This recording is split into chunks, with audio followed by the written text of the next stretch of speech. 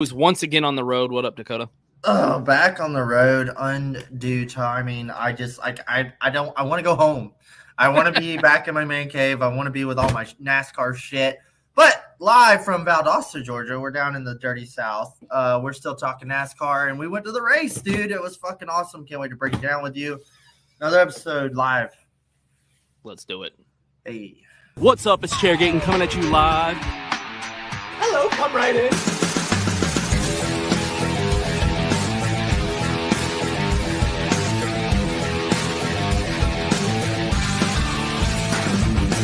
Rock flag and eagle.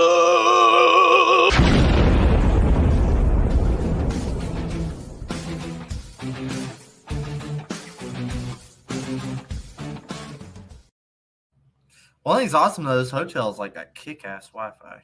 Yeah, well, it looks fancy. You got like lights behind you. Yeah, you're looking. Yeah, this is looking a fancy. nice room. That's a nice room. But yeah, I'm like, yeah, this is good. This is good. We already got a comment from Nick rolling in. Dude, Nick, y'all are becoming like NASCAR with these start times.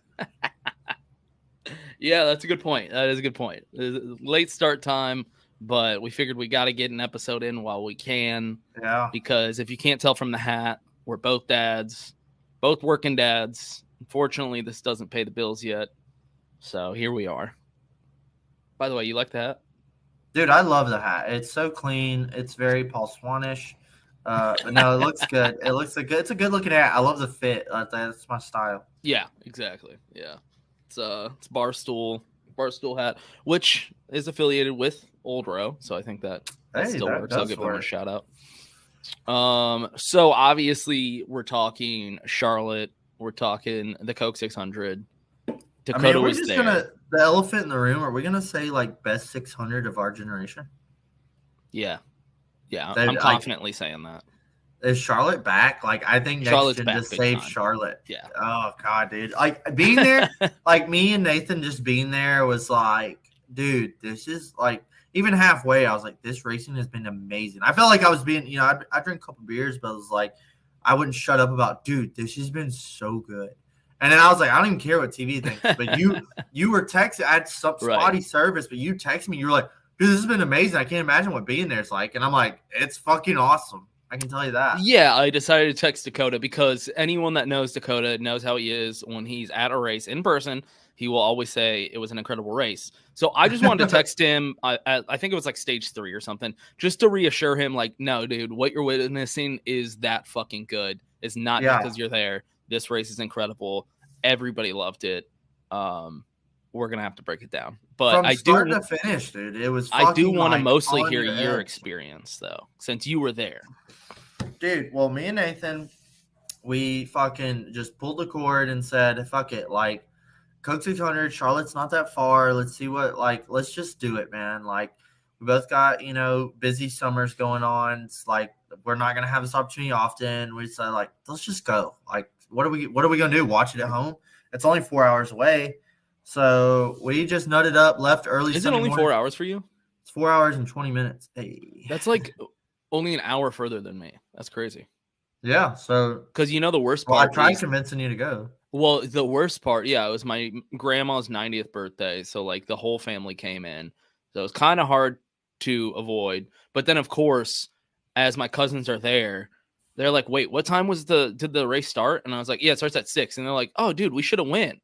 Oh my God. And I was like, oh, you tell me now. Yeah. And the worst part is the night before the race, I believe it was like Friday night. Either way, it was midnight and I had to pick up my brother from the airport in Charlotte. So I drove through Charlotte, took like photo. Yeah, took a photo of like NASCAR headquarters in downtown. How are you watching the race? No, this was like the day before the race. And so I was in Charlotte like the night before the race. And I'm like, oh my God, damn dude. It. You really were fucking the pooch.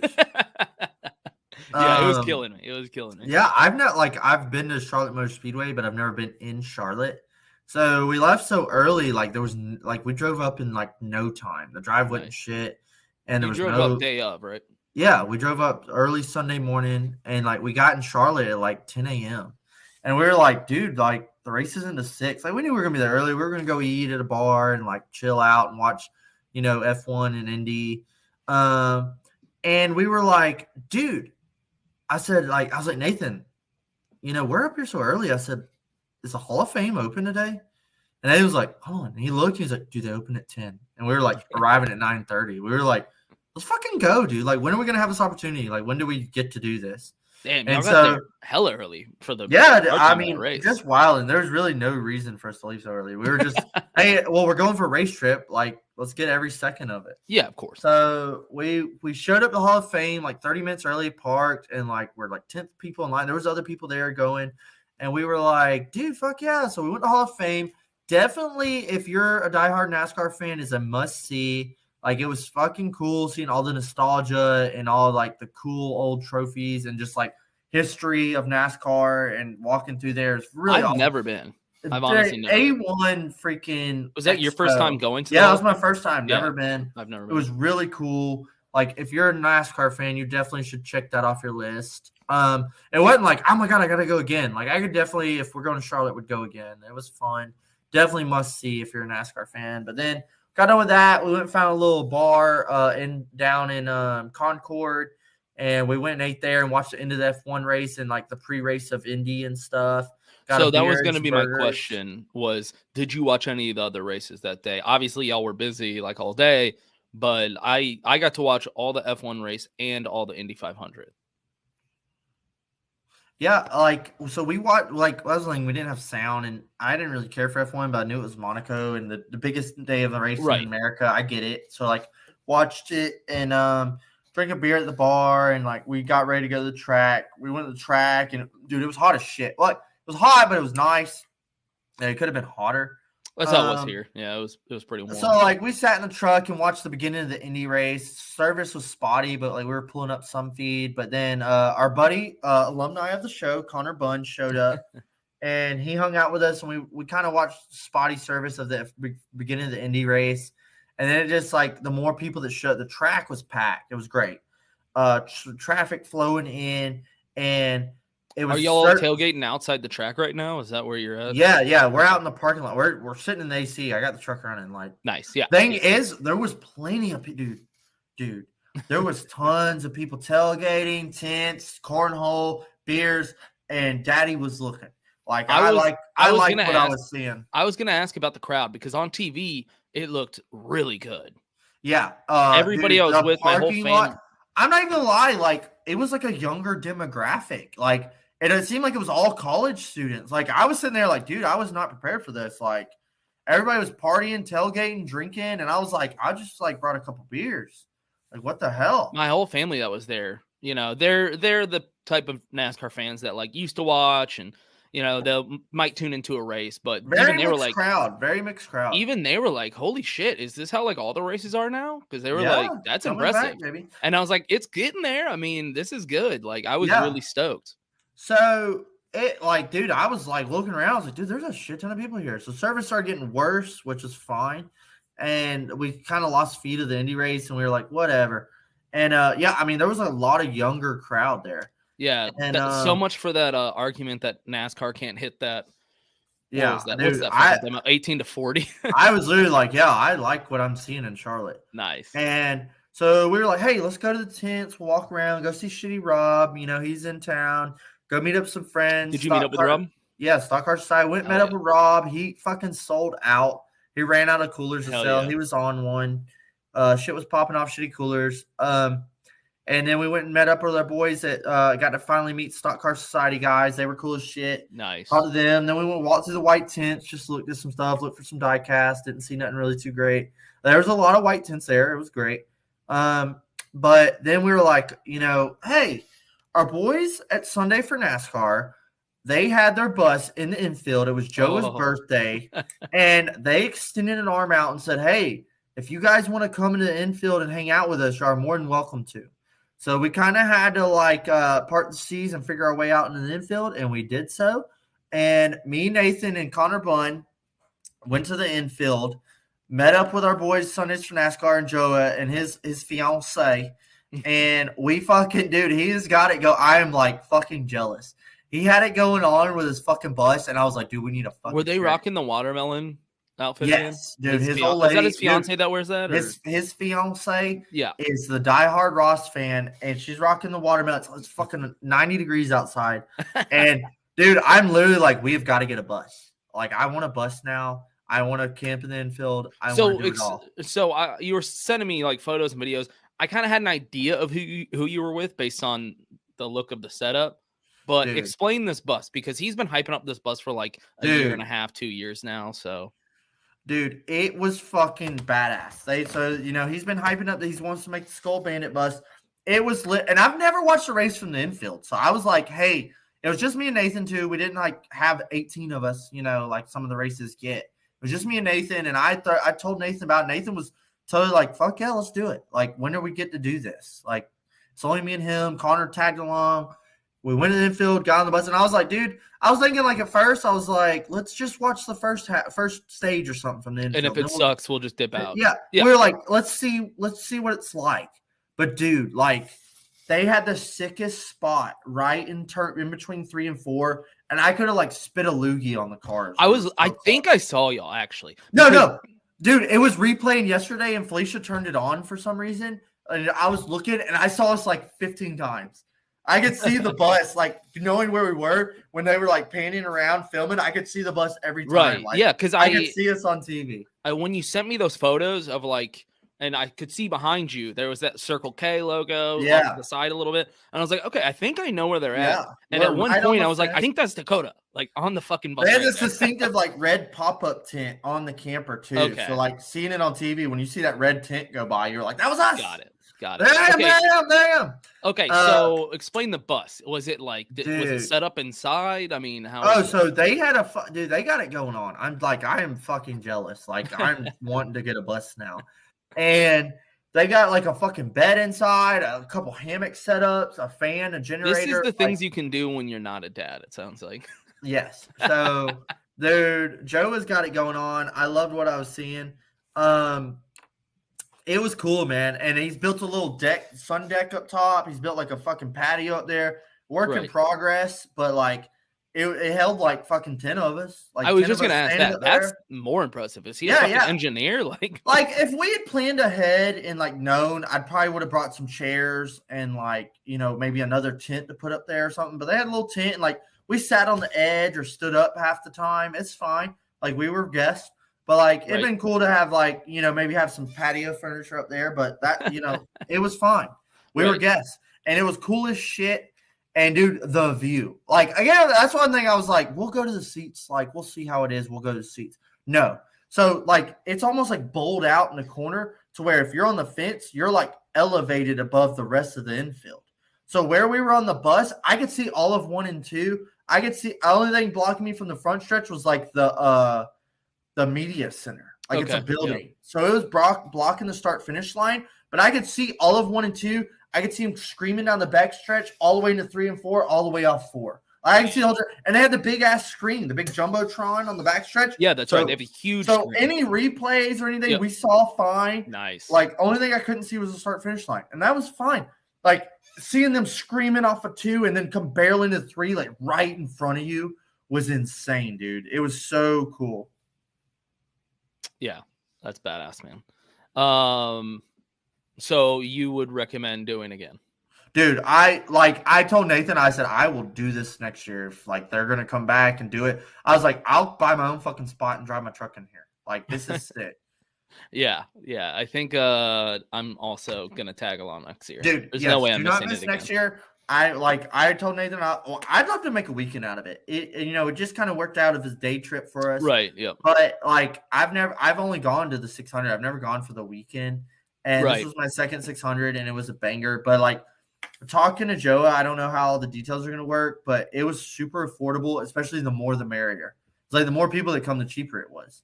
And I was like, really? Dude, I will throw in on this. I'll bring my truck in a tent if I have to. I was just going to say, I'll bring a tent. I can crash my own tent. They had the bus. It was tight as fuck, dude, right against the fence. Like, I will definitely – we need to chairgate and team up with them.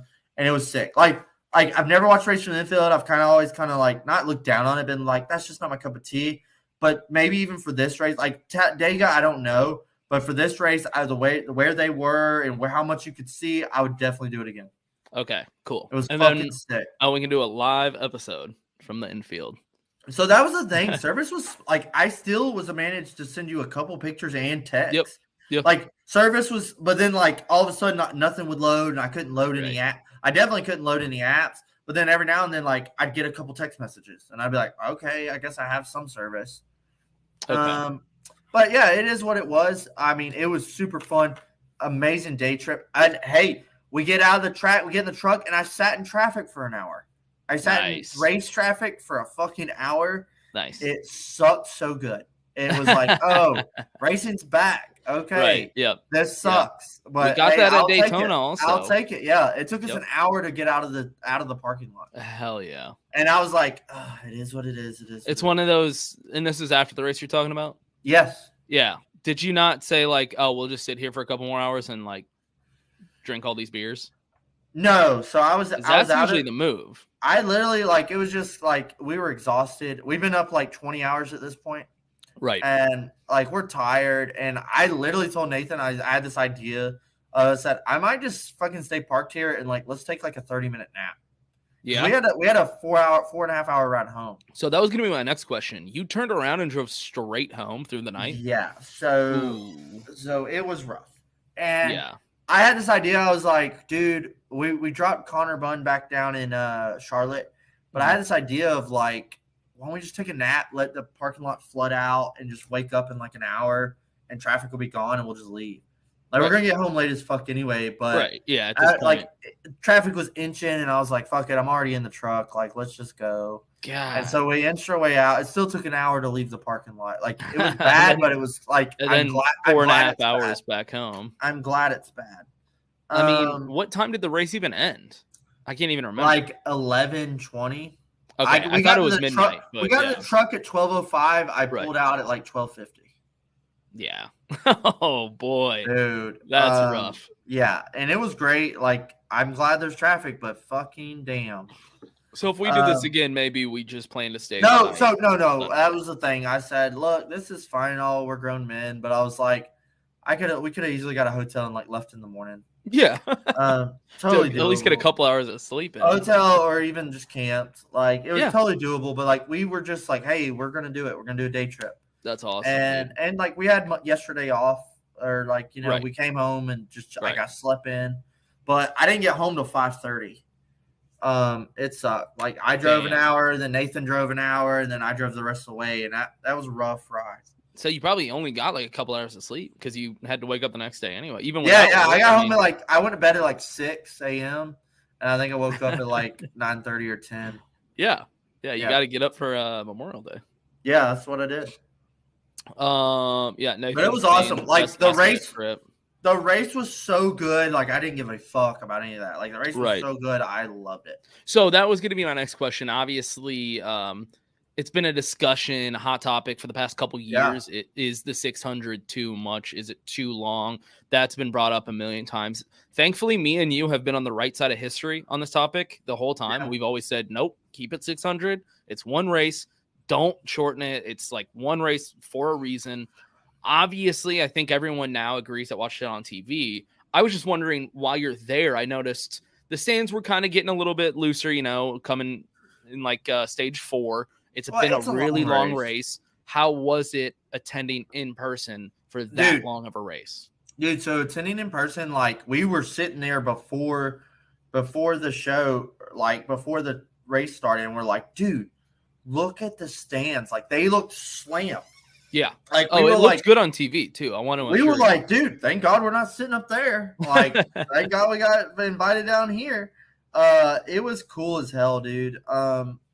Like seeing the stands that packed. We were there the year before, and like that one was completely different, and it was not as packed, but it was still like a good crowd. But this one was like, oh my God, dude, it's slammed. Like, look at that crowd, it's amazing. And yeah, I think there's people at all races, first stage, second stage. They're just glad they came and they leave. They beat the crowd, like they beat the rush out. They leave early. They're just there to have a good time. That.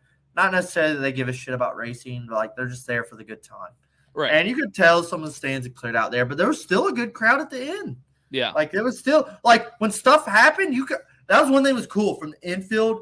like when stuff happened, you heard the crowd like, oh, or like, Nice. oh shit, or boo. Like, yeah, you heard the roar that's cool. from the stands, from the infield, and it was super cool. I think it's pretty understandable at the 600 to see the crowd kind of move out a little bit. Not a majority, but a lot of the people either have really young kids or are a lot older. And it's a 600 race. Like, I'm not upset about it. So that's it's like one thing. midnight. Even before the race, I was like, this is one thing. It's like you watch a whole race and there's still 100 miles to go. And just like this one, we were like, oh, fuck yeah, man. This has been so good. Dude, there's still 100 laps left. And it was like, right. Damn. I thought the same thing watching it on TV. I mean, to be fair, it's the same thing we think every year. But yeah, at the end of stage 3, I think, I was watching it with my dad, and he was like, oh, okay. And I was like, no, there's still 100 laps left. And he's like, well, I'm going to bed. Yeah. I was like, I get it. It's a thing. It's like a thing. Yeah. It's you got to be passionate about it. And this is the one race. It's the 600. Yep. It's like, and this one especially was so special, but it was like, it's the 600, dude. This is the one race a year. It's not like we do this every week.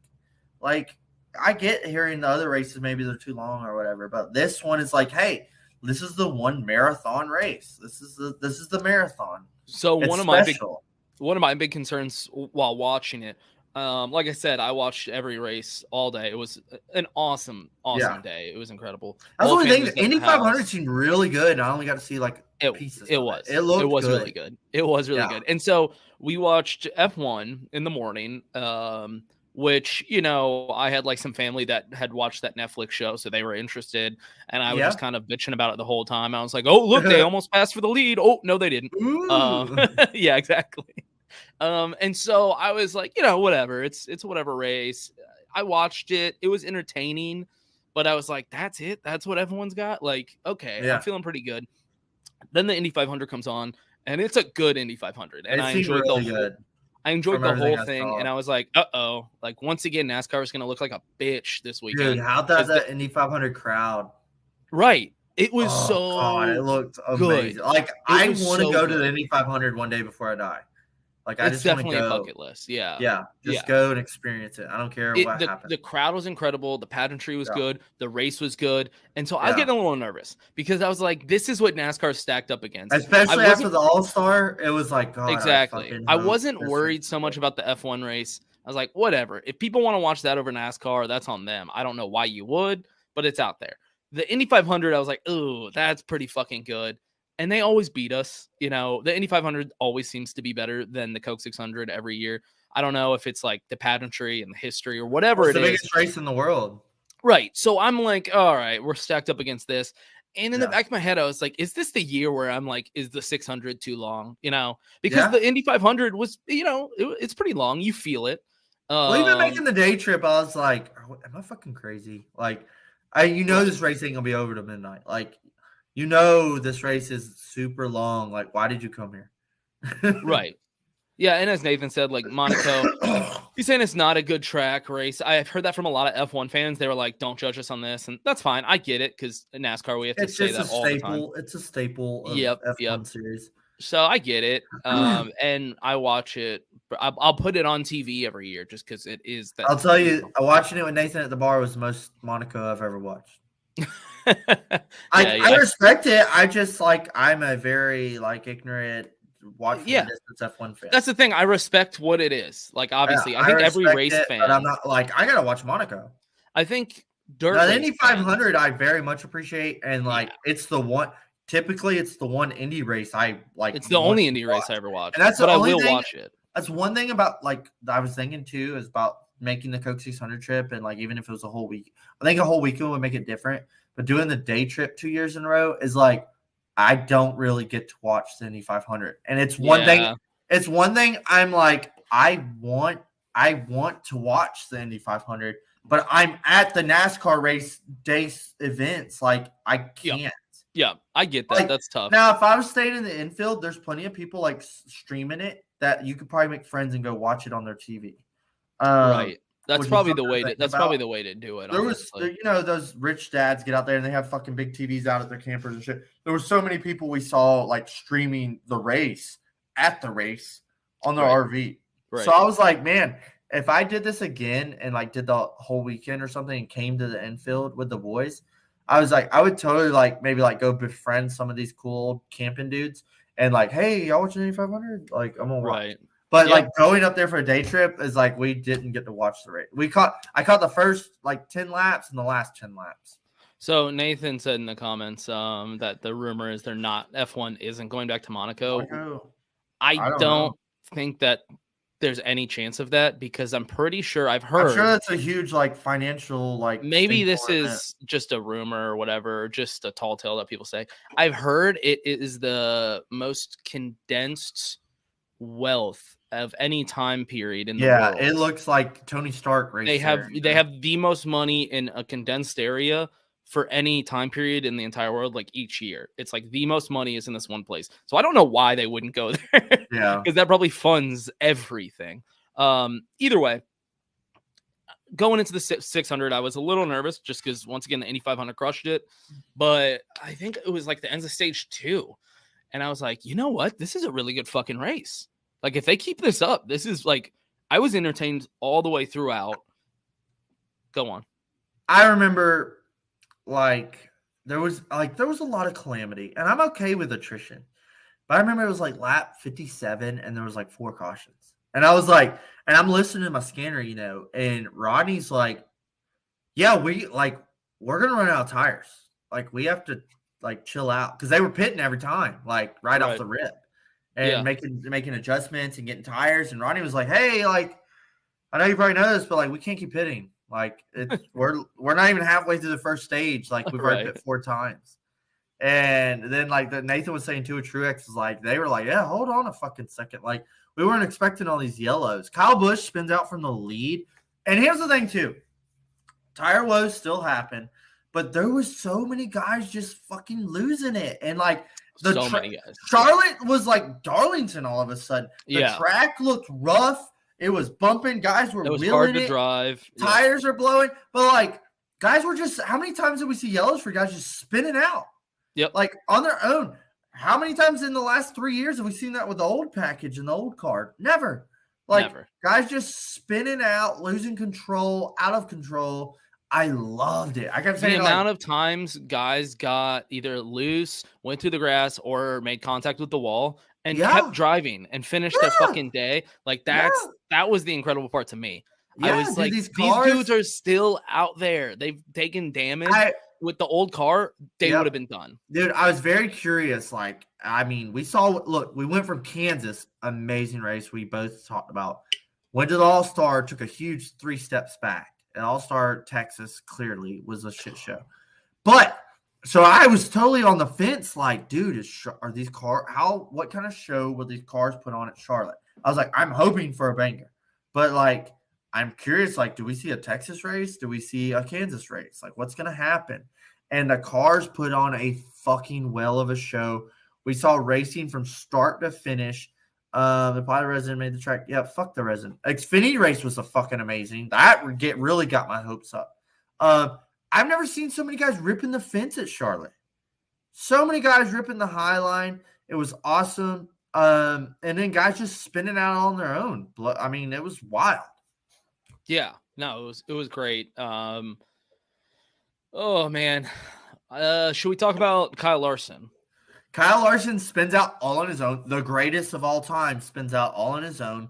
Comes back to the late laps leading. Kyle Busch spins out all on his own from the lead. Comes back late, battling for the win. Well, and I think you probably didn't see this because you didn't watch it on TV. They were talking about Kyle Larson quite a bit because that's what Felicia said. She said they were sucking his dick quite a lot. They said something about how he had like the most incidents or most cautions in the first half of any race ever, or something crazy like that. Like, he was penalized, I think, more than anybody else. Oh, dude! So there was tons of road woes. Like, the 19, the 4, the 5, the 18, like the 23, of course.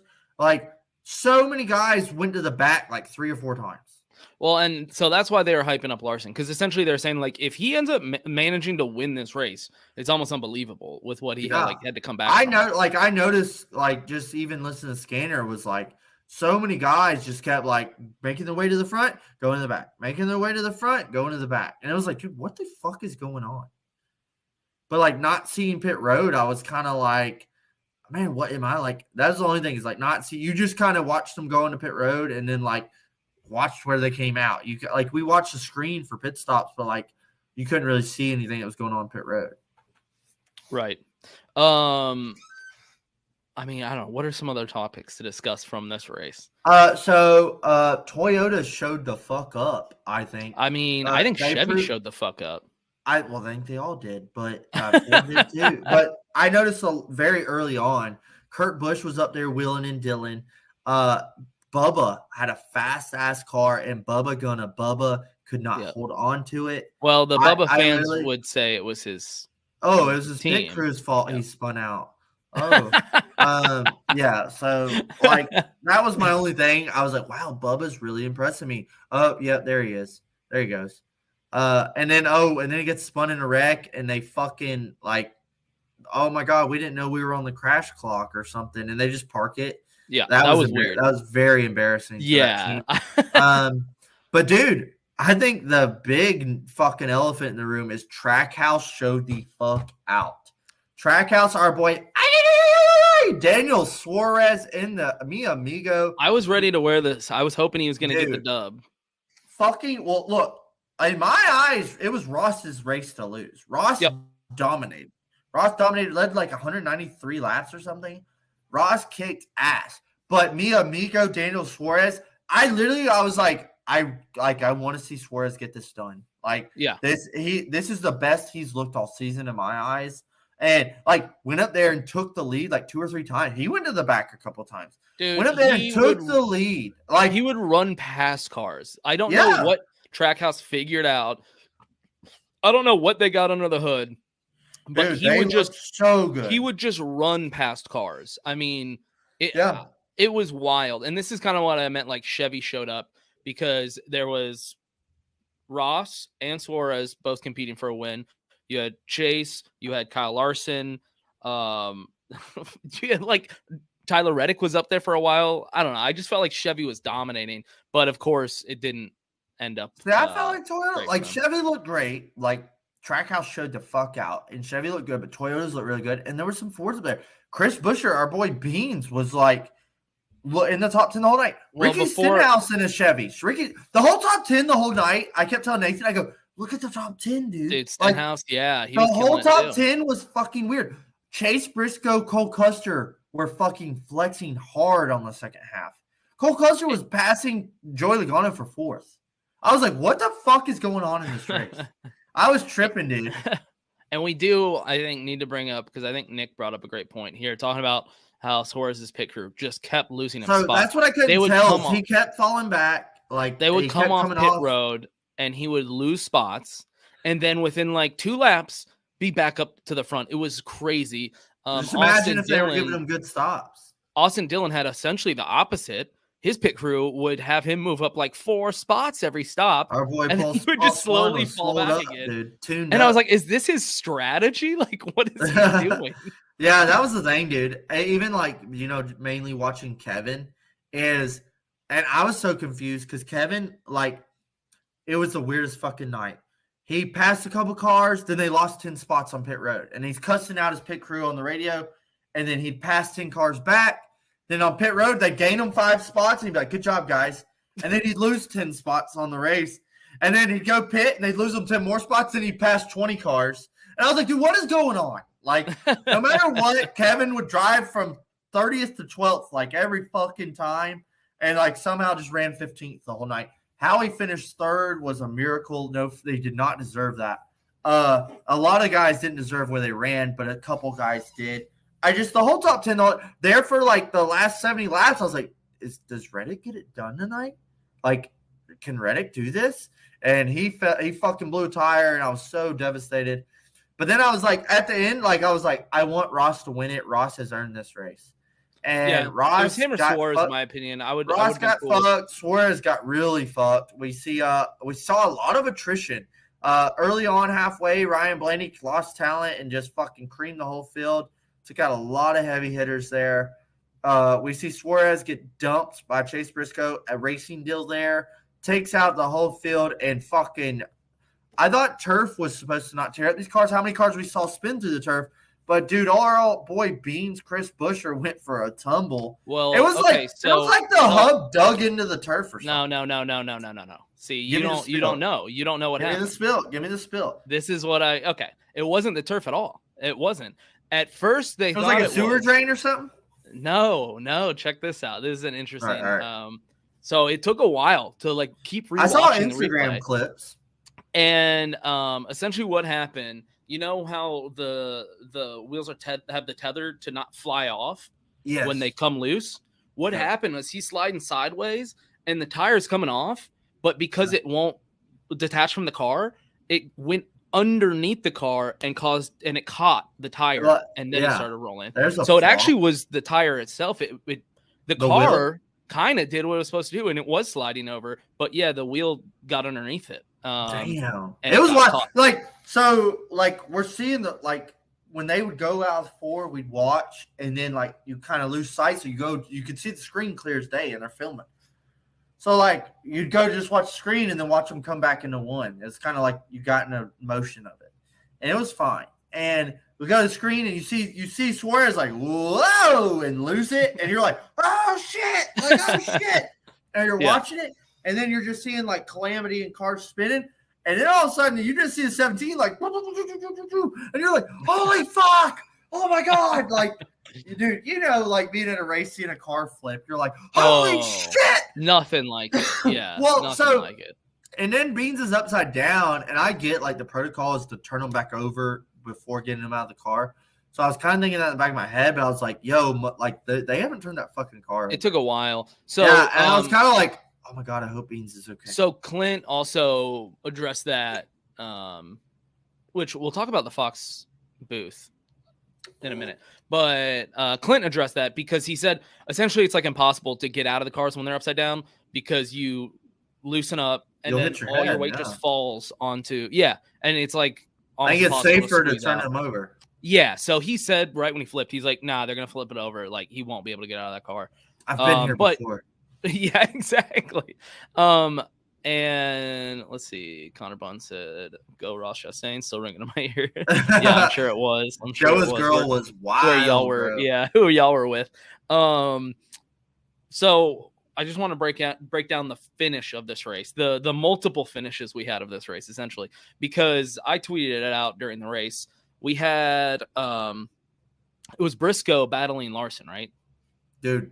At the end. Fucking epic. For 20 laps watching Briscoe hunt down Larson and it just felt so old school. I thought we were teeing it up to have a side-by-side finish. I thought we were really teeing up and Briscoe was being trying to be professional about it and race them and work them and he clearly had the better car those closing laps and it was so fun. I'm rooting for Briscoe as a SHR fan and seeing so many Larson wins, I was like, come on, Briscoe, come on. And who doesn't want to see a good battle? How's it? Yeah, any good battle for the lead. And they were coming to 13-9 to go or something. Yep. I was like, holy fuck. And then when he just fell in there and lost it, I was like, no! So I tweeted it during the race.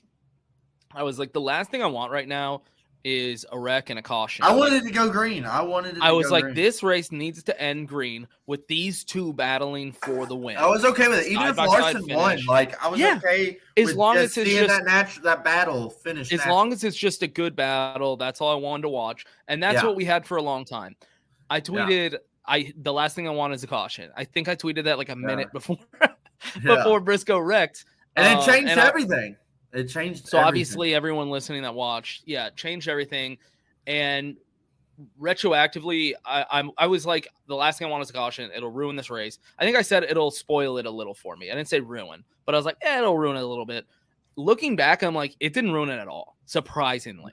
Sure, it would have been badass to watch that be the finish, but the finish we got ended up being great too. Yeah.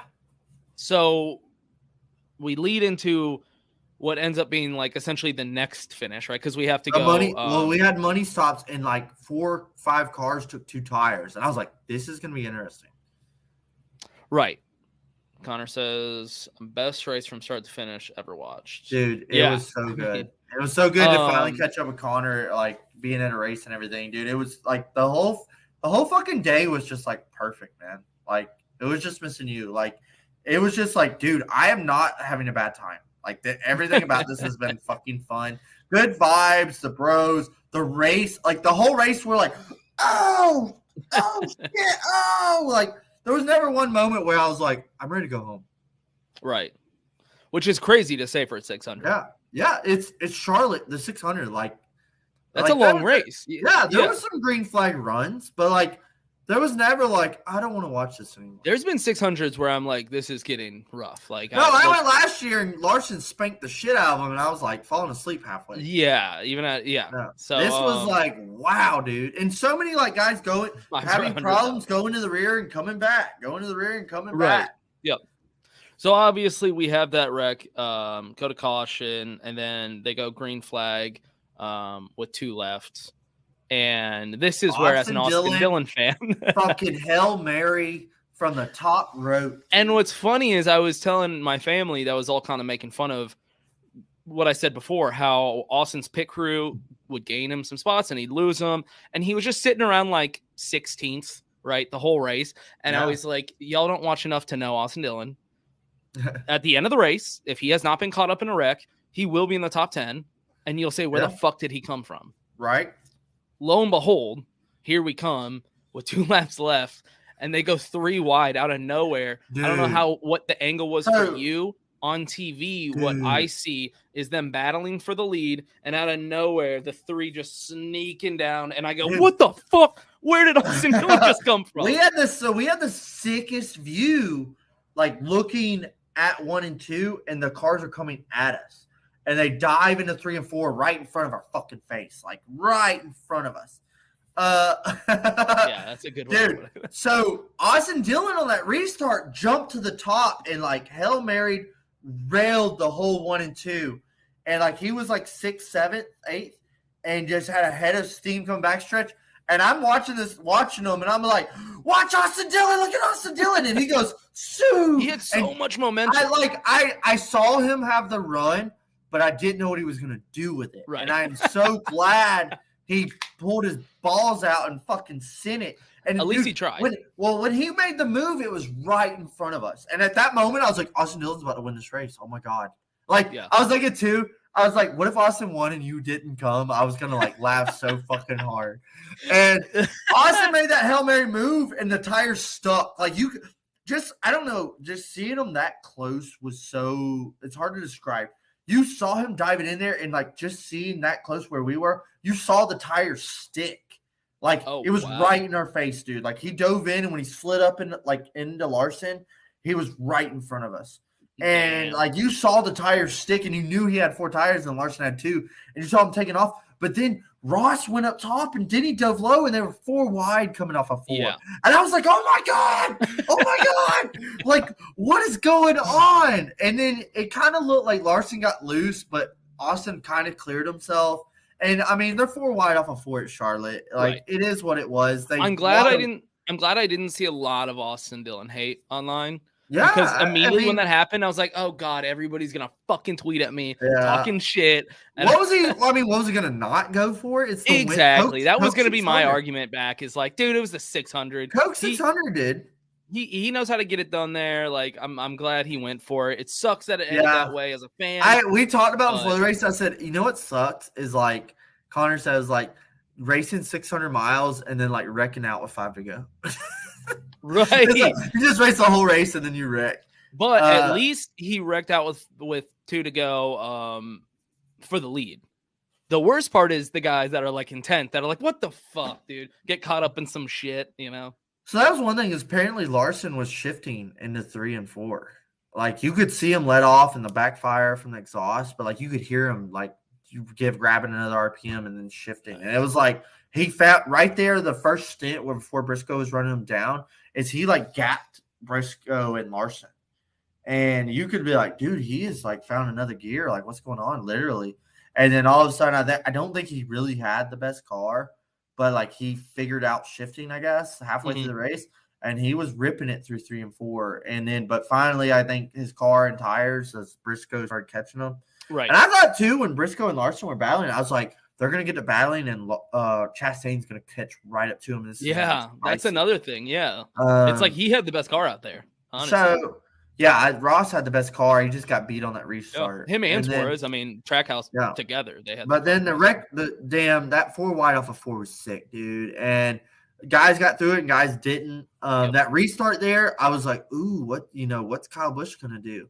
And he raced Denny. He raced Denny's balls off, and I was that's like, the thing. He's not gonna send him. Like, he's gonna race him respectfully. Right. And I think after like the third caution, we're like, all right, let's just fucking end this 600.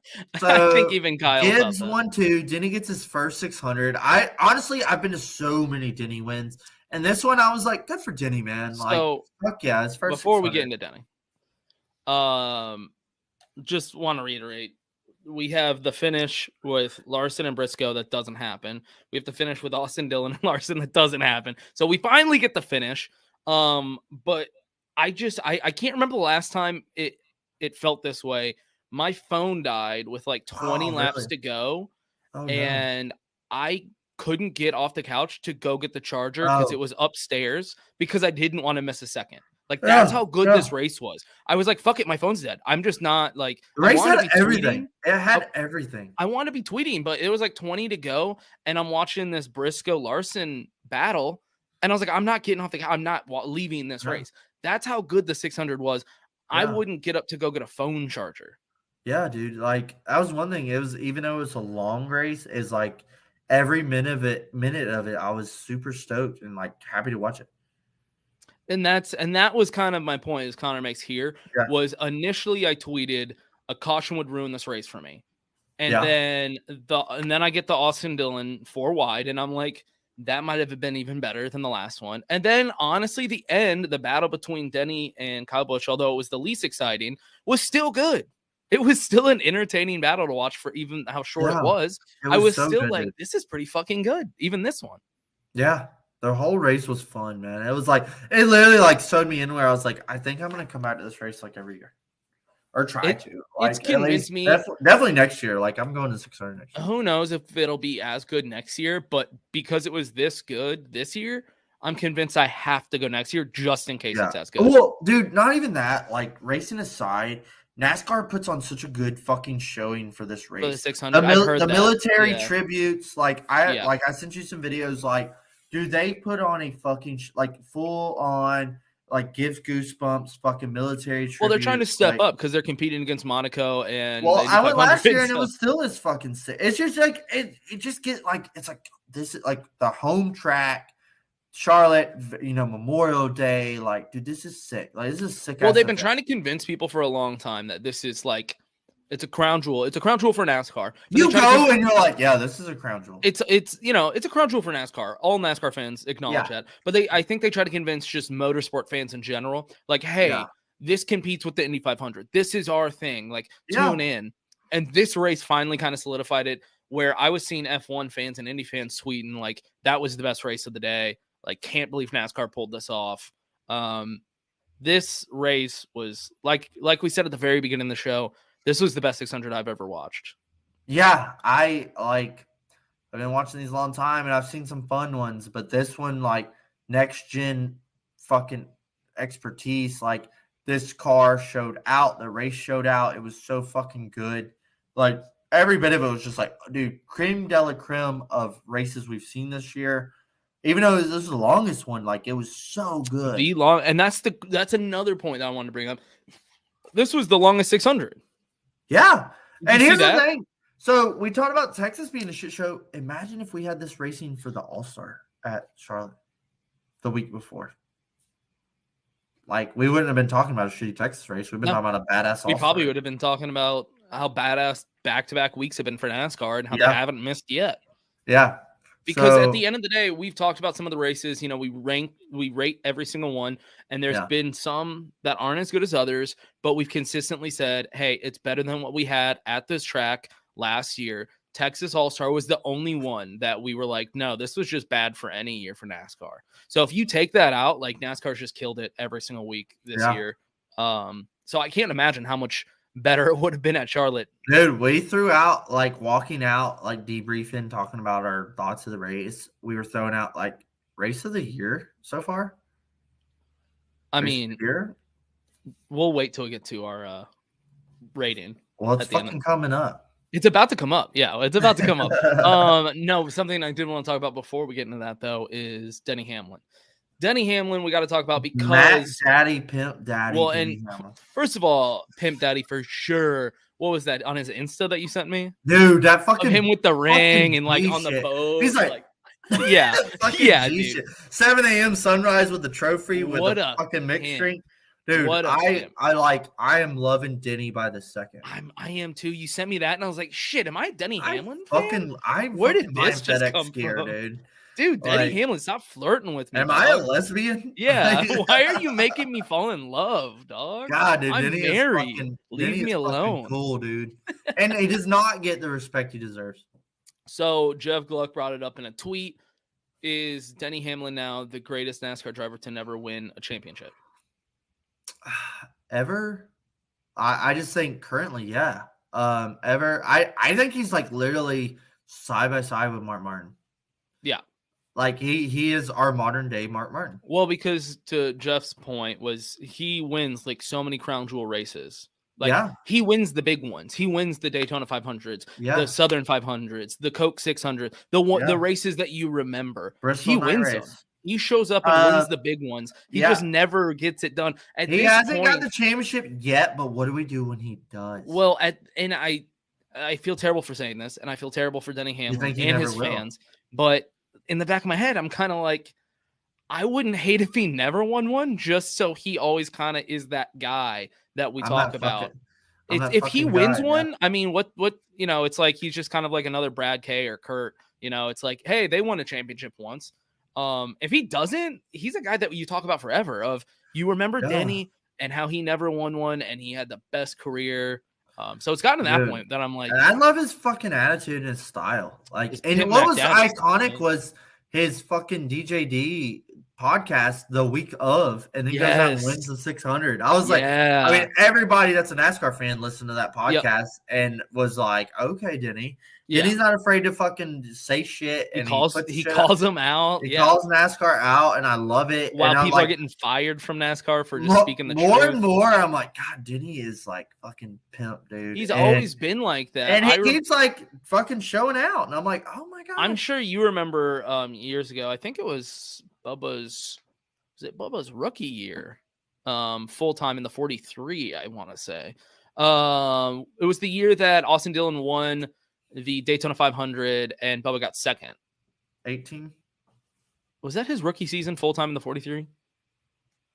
I don't know. I Either don't know way, Bubba's stats. Either but- way, the preseason right before that race, Denny went on Pardon My Take on Oh, did he? Barstool Really? and said that every driver's addicted to Adderall. Do you remember that? I remember the Adderall comment. And Yeah, Bubba was like, yeah. blah, So- blah, blah. Denny's always been that dude. That's just like, I don't fucking care. I'm just gonna speak the truth. And Yeah, by the way, he keeps Denny, it real. Denny keeps it real. and it really bugged me even back then that all the NASCAR drivers just were talking shit. Like Bubba was like, "Oh, looks like you need some more Adderall." I fucking hated Yeah. Bubba back then, even before all Yeah. this shit. I was like, "Fuck that dude," Yeah, because you know Bubba's what? really good at running his fucking mouth. And you know what? Denny's speaking the truth. Like, Yeah. I don't care that y'all take Adderall. You drive in a car for fucking 4 hours straight at 200 miles an hour sometimes. Bro, I get it. I need Adderall. I drive for 3 hours at 70 miles per hour and I need Adderall. So I'm not mad that y'all take Addy. It was just weird that they all attacked him for it. So Denny's Yeah, always it been was a that big dude. backlash. Yeah. I love Denny, dude. I am so team Denny. I'm not buying like a FedEx hat yet, but like I Right. fucking love Denny, dude. That's the thing. Unless he came out And with some branches sick out and merch. starts his own fucking team with Michael Jordan. Like, who the fuck does that? Like, That's another fuck great it. point. The dude Yeah. just pulls out MJ out of his back pocket and is like, "Oh, yeah, I'm still racing, but now I own a fucking team with Michael Jordan." Yeah, like I mean, just like Denny is an awesome, amazing driver, but also is like laying Right. his fucking seeds for when he's done. And Like, let's just point out the Top fact that notch. I mean, Brad Cates' his first year in that team, but Denny, his team, is doing well. They're performing. It Yeah. looks like a successful team for the future. Yeah, I mean, I like everything I'm seeing over there. Besides Bubba's marketing, yeah, dude, they're great. I love 2311. I'm also like, so we tease like, does 2311 go to a third car? I think that happens. Who comes up in the Toyota camp to go to oh my god, 2311? everybody won't shut up about Kyle Busch going to. I don't see. No, I think Kyle retires in 18. That's the thing. I'm like, why would he but leave? does Denny go over there and race a car? I don't. I'm 50-50 on that. But Kurt's got a year or two left. So who goes to the 45? They're going to fill a third time. So there's 2 open seats in my eyes in the future at 2311, and they're competitive cars. A lot of people have talked about them getting rid of Bubba. Nah, I think Bubba's there till he dies. Well, not not that long, but I don't see them getting rid of him anytime soon. At least Bubba's a great marketing scheme. Exactly, he's there for a very long time until he Bubba messes up. I mean, some stats and sales. He's one of the few guys that doesn't have to win and can keep his ride. I mean, if you fire Bubba, you're racist, so you can't. So that's my point. It was the same thing we had with Danica. One of the few drivers that gets money thrown at them without a win. So it's a great situation to be in for them. Exactly. Do you want to go straight into rating this one? Yeah, let's go. All right. Even being there, I don't know what your TV rating was, but I will get them written down. Why don't you give me yours? I'm so backlogged. I need to go back and watch episodes and write down our ratings. I got them all written down. Okay, cool. I'm going straight into just being there. Wait, by the way, I just want to throw out there, Texas All-Star, I gave a 3.1. You gave a 2.8. Kansas, I gave an 8.3, and you gave an 8.6. Just as kind of a little info for what we've been rating. All right, cool, because I already know what I'm rating this one. All right, what do you got? This Coke 600 at Charlotte was a 9.0. A 9.0. My highest rating of the season. All right. Race of the year. Okay. 9.0. Got it locked in. My first Niner. All right. Now, you watch on TV. What did you get? Do you think I'm going to finally crack 9? No. No? Okay. Well, you're wrong. 9.6, baby. What? 9.6. Oh, my God. 9.6. It's one of the greatest races I can remember. I was being stingy. I know. No, I'm like, I'm there's only a couple more spots between that and perfect. Like, I was thinking 9.1 or 9.2, but I was like, I'll do a 9. I haven't done a 9. 8.9 was my highest, and that was Atlanta. I know that I haven't even cracked 9, but this one I'm like, fuck it. Shooting through 9. Damn, you were wilding, boy. I loved that race, dude. I loved every bit of it. Good. I loved every bit of it, and I was there, and like it was one of those like, I'm so glad I came to this race. Me and Nathan talked about it. I was like, can you imagine if we sat at home and we're like, we should have went? That's what I said the whole time. Yeah, we should. So you would have been like me. That's what I said. No, we were like, I am so glad I was at this race. Samantha was like, are you like bummed that you missed it? And usually I'm like, no, it's fine. I stayed home. Like, it's okay. I can catch it next year. This one, I was like, yeah, to be honest, I'm really upset I missed this race. I was like, this is one of the best races I've ever seen. Like, I'm really disappointed I've missed this race. I'm not. Yeah, it was fucking good, dude. Yeah. Like, the whole time, just even like not even like lead. I don't know what TV was showing, but there was battles like all over the track. And there was a couple times like 3 or 4 or 5 guys were battling for like 11th, and they were like swapping positions, and like God get a run and pass 2 cars, and they'd pass them back, and there were so many battles all over the track. Do you want to do a quick the good, the bad, and the ugly? I know it's a little different because you're there. Yeah. All right, let's dive into just a quick good, the bad, and the ugly.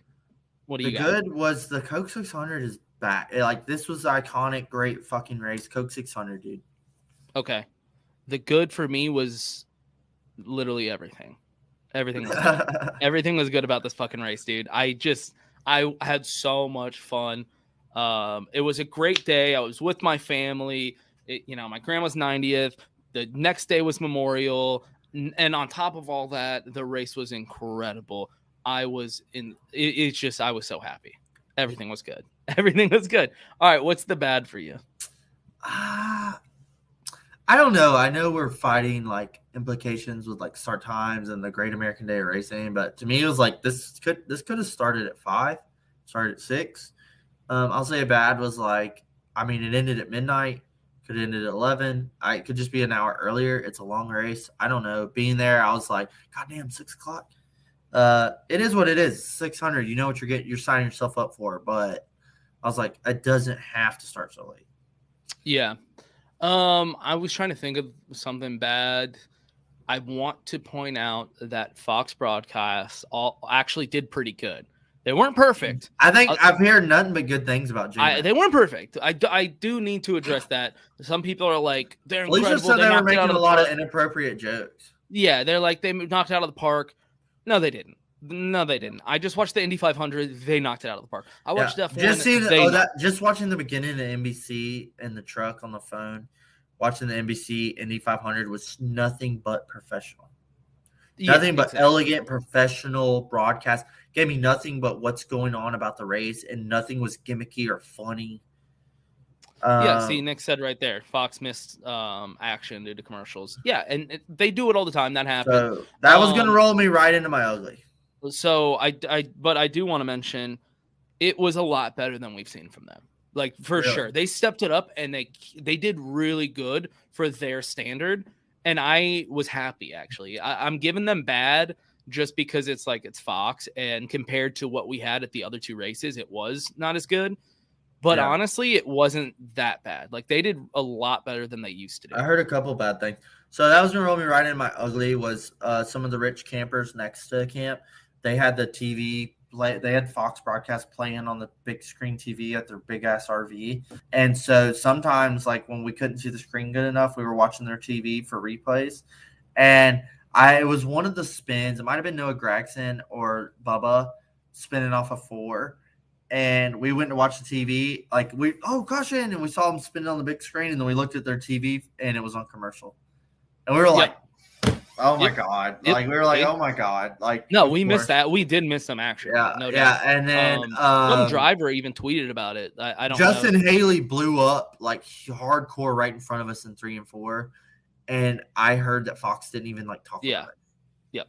See, I can't remember what driver, but they mentioned it. They were like, after watching the commercial free F1 and the pageantry from Indy, and then coming to NASCAR and just having commercial, it was a little ugh. But it is what it is. It's Fox. It's Fox, yeah. Yeah. And to be honest, for me, the ugly is nothing. Ooh. I can't remember the last time I watched a race and wasn't upset about one little thing. You know, one thing I love is that Fox sits here and eats all the crow and bites the bullet the first half of the season, and then we go to amazing NBC coverage. But you still hype up NBC too much, in my opinion. I love NBC. It's not amazing. What if we went in great NBC coverage and then went to Fox? Yeah, that would be interesting. Flip it around. God. Yep. Yeah, it would suck.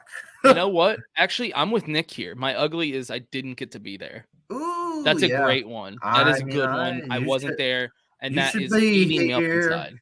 Yeah, it was fucking great, dude. No, great coverage. Nathan had a great day, if that tells you anything. Oh, well, I thought that was impossible. Nathan had an amazing time. No, great coverage is when you watch F1. Yeah. I don't like F1, but their coverage is really good. How to broadcast. Yeah, so that's good broadcasting. I don't know. Next week we're going. Hey, Gateway, dude. They're going to Gateway. First time Cup cars are going there. I remember watching some Busch races there in my day.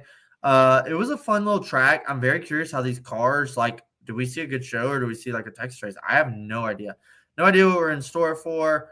I think it'll be better than Xfinity's in fucking Portland. God, what What a dumbass idea. Who the fuck agreed to that? I have no idea. Portland is fucking ground zero for World War VII. Why the fuck would you take a fucking business there? No idea. They're running some road course or something. I'm very curious to watch and see what the fuck that's like. But Gateway, dude, I think it's gonna be okay. I don't see this as a permanent state. I see this as being a temporary race. Yeah, I mean, I don't see Gateway being the new next 10 years is on the schedule. I'm just glad that they're trying it. Yeah, I'm okay with it. I'm a good I'll watch it. We'll see what's happening. Right. Yeah, it's worth a try. We'll see how it goes. Hopefully it does well. you know, they get another race up in that area. That's cool. Yeah, Like, they lost new market. I'm cool with it. Yeah. We'll see what happens. Gateway, man. I have no idea who will do good or do bad. That's the thing. That's the thing. I was gonna say, I guess we can make picks, but of all the tracks, this one is the we know the least about. We don't know who's gonna do well there. My at the line pick straight for momentum. I'm picking Denny Hamlin. You're gonna pick Denny Hamlin to win. Denny Hamlin to win. I don't give a fuck. Yeah, momentum is key. Okay. What about? Slowly going backwards. What about an underdog pick? Underdog pick. I am gonna go. That boy, 4 top 10s in a row. Ricky Stenhouse Jr. is fucking flying. Yeah, what? Dude. Where the fuck has he been for the past like 5 years? He was in the top 5 like half of the fucking race at the Coke 600. Yeah. Yeah, he's flying, dude. No, he's been doing really definitely having some good luck. Yeah, no, he's been doing good for. They're bringing good cars. A couple weeks now. Yeah. I'm gonna go Ross just because, like, why not? He's always up there. Yeah, I think Ross definitely gets another win. Ross gets another win before playoffs. And then, I'm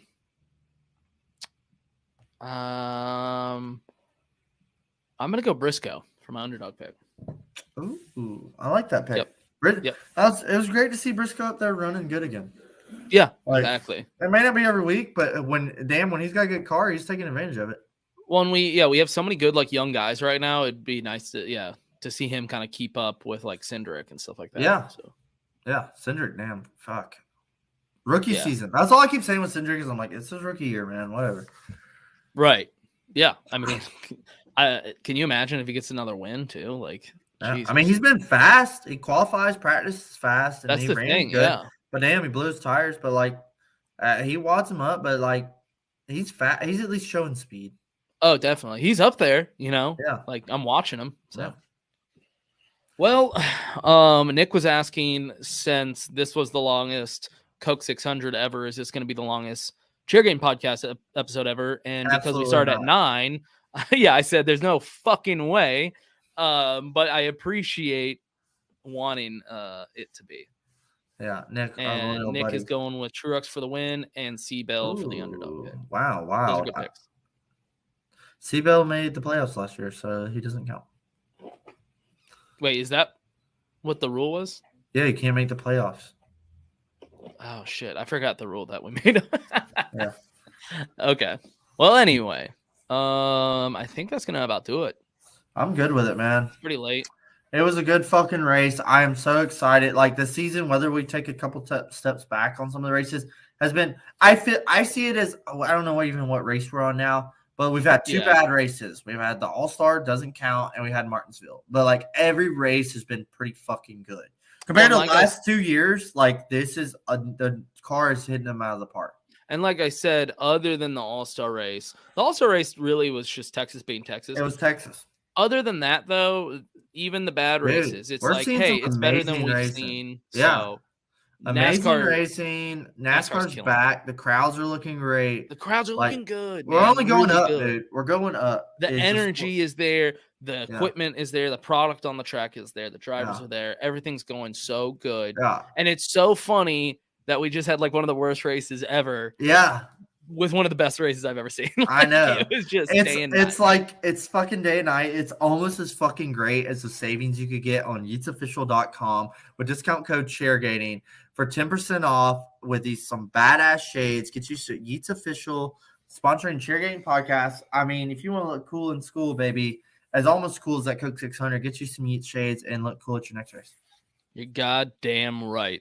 That was a good transition. Also, one more thing before we go. Can't wait to see these on Homestead. Dude, I think Homestead's fucking insane. Oh, yeah. And it's in the playoffs. Oh. Yeah, I mean, Homestead's going to be great. That's going to be a race I'm looking forward to. Yeah. All right. Well, want to go. Next week, I guess this weekend, actually. Oh. Tune in for a special live Chairgating episode live from just outside Atlanta, Georgia in the Rutledge Dome. Boy. We'll be together watching the race. The boys are back in town. Maybe we'll do the live episode like right after the race. That'd be cool. See So who Sunday watches. night. But like, yeah, do Sunday night live episode after the race, and like we'll be down there in the man cave, and we can totally just shoot the shit. Yep. So everybody, stay tuned for that. It'll probably just be right after the race. We'll do a live recap. That was straight. Get it out of the way. There you go. Hey. All right. Thanks for tuning in. See y'all this weekend after Gateway. Peace. Enjoy Gateway.